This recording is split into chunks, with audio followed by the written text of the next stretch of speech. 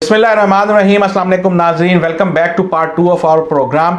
हमने last program आपने देखा इस्टेब्लिशमेंट के हवाले से किया, ये उसी की दूसरी किस्त है। तो यहीं से हम अपने सवालात का दोबारा से आगाज़ करते हैं शाहिद साहब के साथ। जी अस्सलाम वालेकुम शाहिद साहब। जी वालेकुम अस्सलाम। अच्छा शाहिद साहब, अब हम थोड़ी सी बात करते हैं मीडिया वर्सेस इस्टेब्लिशमेंट। पिछले कुछ अरसे से मीडिया जो है वो बड़ा नाराज़ नज़र आ रहा है कि हमें कंट्रोल किया जा रहा है, हमारी ज़ुबान को ताला लगाया जा रहा है, और हमारे सहाफ़ी भाई जो हैं वो बहुत नालान नज़र आते हैं। ख़ास करके जो एंटी इस्टेब्लिशमेंट जिनके अंदर कुछ नज़र आता है या जो हुकूमतों के ख़िलाफ़ होते हैं, तो उनको थोड़ा सा चुप कराया जाता है या मीडिया से हटा दिया जाता है। तो क्या इस तरह का किरदार होना चाहिए इस्टेब्लिशमेंट का कि वो मीडिया को भी इस तरह से कंट्रोल करे और सहाफ़ियों को आज़ादी ना हो अपने इज़हार राय की? देखिए मोहसिन साहब, मैं समझता हूँ मैं इस्टेब्लिशमेंट के ये वाहिद काम है जिससे मैं खुश हूँ कि जो उन्होंने पाकिस्तानी मीडिया को कंट्रोल किया। क्योंकि ये पाकिस्तानी मीडिया जब से प्रिंट मीडिया जब तक चलता रहा उससे कोई इतना ख़ास ख़तरा नहीं होता था हुकूमतों को, लेकिन जब से ये इलेक्ट्रॉनिक मीडिया है, और ये भी एक फ़ौजी मार्शल आर्ट एडमिनिस्ट्रेटर ने डिक्टेटर ने दिया मीडिया को आज़ादी दी, लेकिन उस आज़ादी का मीडिया ने नाजायज़ फ़ायदा उठाया। और ये इतने ताकतवर बन गए हमारे कुछ सीनियर एंकर हजरात और मीडिया के जो थे लोग कि उन्होंने हुकूमतों में अपने किरदार को ऐसे बना लिया जैसे अवाम ने उनको मुंतखब करके भेजा। और हर एंकर शाम को जो प्राइम टाइम शो करता था वो ऐसे समझता था कि सिर्फ मुल्क को चलाने के लिए सिर्फ वही एक बंदा रह गया, बाकी और जो पार्लियामेंट है, सेनेट है, कौमी असम्बली, सूबाई assembly, governor, CM, prime minister, इनका कोई किरदार नहीं। जो वो एंकर साहब कहेंगे वही इस मुल्क में होना चाहिए।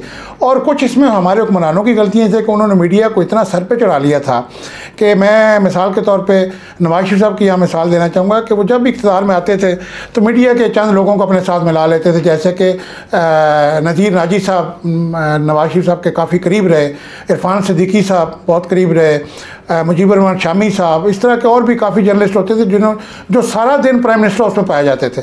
और सहाफ़ी जो इसी तरह उनके बीट रिपोर्टर्स होते थे या जो अहम सहाफ़ी होते थे वो हुक्मरानों से ज़ाती मुफाद हासिल करके बैरूनी दौरों में अपना नाम डलवाते थे, सरकारी तो काफ़िलों के साथ हज और उम्रा करने जाते थे। और उनको इतनी आदत पड़ गई कि वो समझते थे कि प्राइम मिनिस्टर हमसे पूछ के चलेगा तो हम चलने देंगे, वरना हम हुकूमत के ख़िलाफ़ जो है वो खबरें और प्रोग्राम करेंगे। तो इससे काफ़ी हुकूमतें, जो काफ लीग का दौर हुकूमत था, फिर पीपल पार्टी का दौर हुकूमत, फिर नवाज शरीफ का दौर हुकूमत, तो इसमें मीडिया ने बड़ा टफ टाइम दिया। तो मैं समझता हूँ इस्टेब्लिशमेंट ने पहली दफ़ा एक अच्छा काम किया कि मीडिया को नकेल डाली है।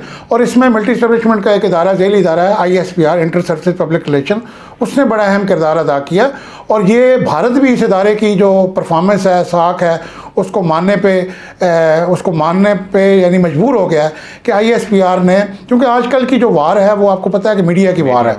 तो इसमें जो जनरल राशिद कुरैशी साहब से ये ISPR का इदारा मशहूर हुआ जब जनरल मुशर्रफ दौर में पहली दफ़ा वो DG ISPR बने, लेकिन वो कोई इतना अहम किरदार अदा नहीं कर सके। लेकिन इसके बाद जनरल आसिम सलीम बाजवा और जनरल आसिफ गफूर ने इस इदारे में एक ऐसी रूह फूंकी कि ये इदारा जो है एक मीडिया के लिए खौफ की अलामत बन गया।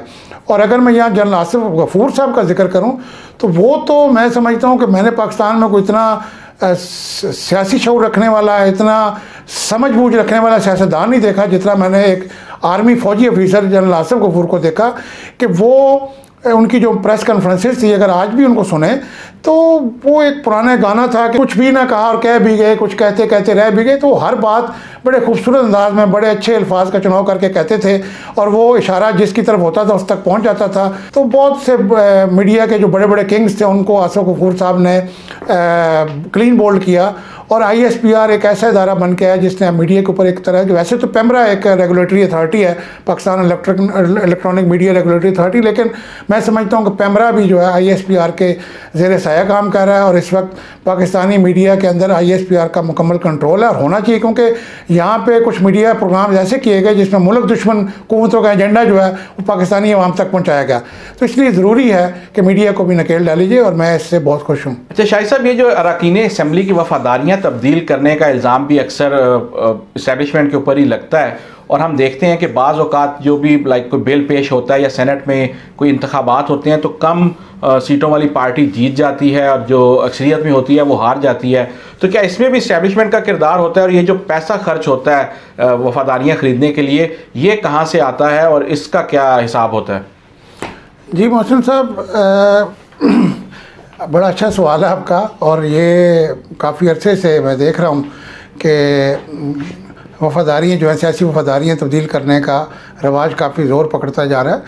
और यकीनन इसके पीछे भी किसी हद तक इस्टेब्लिशमेंट का हाथ है, और बिल्कुल है, क्योंकि माजी में इस्टेब्लिशमेंट डील करती थी सिर्फ पार्टी सरबराह के साथ।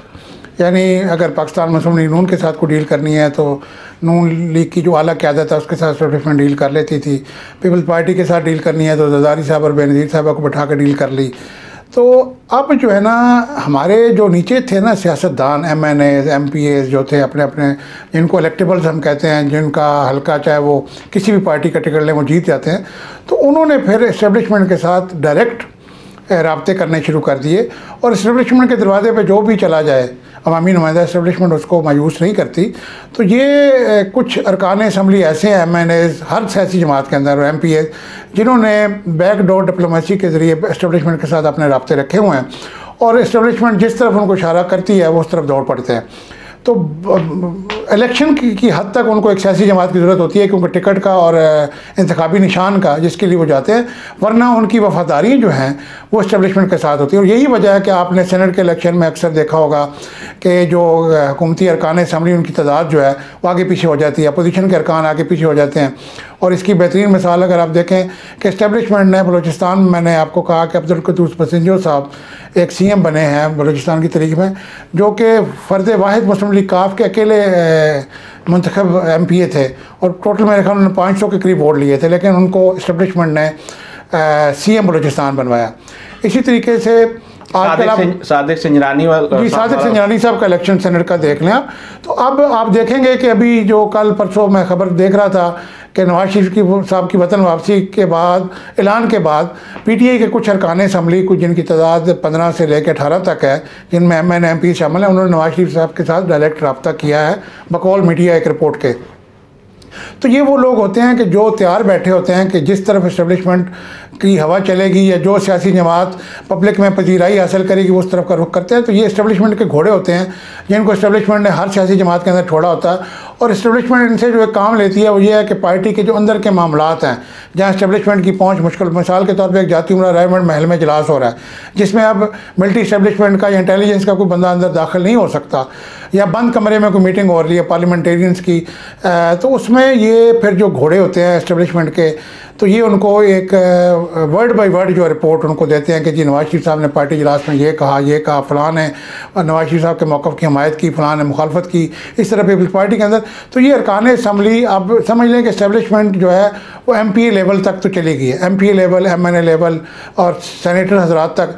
तो ये सब इस्टेब्लिशमेंट की मोहर से सियासी जमातें ज्वाइन करते हैं, और उसके बाद इनको वजारतें, फिर इनकी मनपसंद की वजारतें जो है वो जो इस्टेब्लिशमेंट ने इनसे वादा किया होता है, क्योंकि इस्टेब्लिशमेंट अपने लोगों से जो वादा करती है, चाहे वो सियासतदान किसी भी जमात का हो, तो इस्टेब्लिशमेंट कोशिश करती है कि वो वादा वफा करे।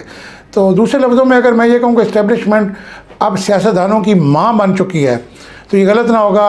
और हर सियासी जमात इस्टेब्लिशमेंट से तवक्कुआत वाबस्ता किए बैठी है, क्योंकि जिस तरह एक माँ के 8 बच्चे होते हैं या 6 बच्चे किसी माँ के हैं, और सब बच्चे अंदरूनी तौर पे ये समझते हैं कि माँ उनसे सबसे ज़्यादा प्यार करती है उस बच्चे के साथ, लेकिन हकीकत में यानी 6 के 6 बच्चों को ये लग रहा होता है कि माँ उस एक बच्चे से ज़्यादा प्यार करती है, लेकिन माँ सब के सब बच्चों से एक जैसा बर्ताव करती है, प्यार करती है।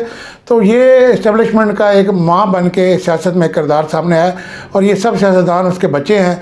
और जहाँ से एक सियासतदान की सोच, चालाकियाँ, होशियारियाँ, करप्शन जहाँ पे सियासतदान की ख़त्म होती है ना मोहसिन साहब, वहाँ से इस्टेब्लिशमेंट, मिलिट्री इस्टेब्लिशमेंट के एक आम ऑफिसर जो मेजर रैंक का या कर्नल रैंक का या स्क्वाड्रन लीडर रैंक का, यानी तीनों फौज के लोग इसमें आते रहते हैं। तो मैं समझता हूँ वहाँ से इस्टेब्लिशमेंट के एक आम ऑफिसर की सोच शुरू होती है।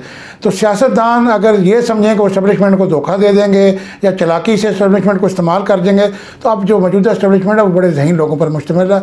और उसके आगे आपने देखा नवाज शरीफ साहब भी नाकाम हुए, जरदारी साहब भी नाकाम हुए, और अब अगर आप देखें तो इमरान खान साहब भी उसके आगे नाकाम नज़र आ रहे हैं। गो कि मैं समझता हूँ इमरान खान साहब एक खिलाड़ी हैं, स्पोर्ट्समैन है, क्रिकेटर रहे हैं, वर्ल्ड कप के फाते रहे हैं, तो आखिरी बॉल तक लड़ते हैं, आखिरी ओवर तक।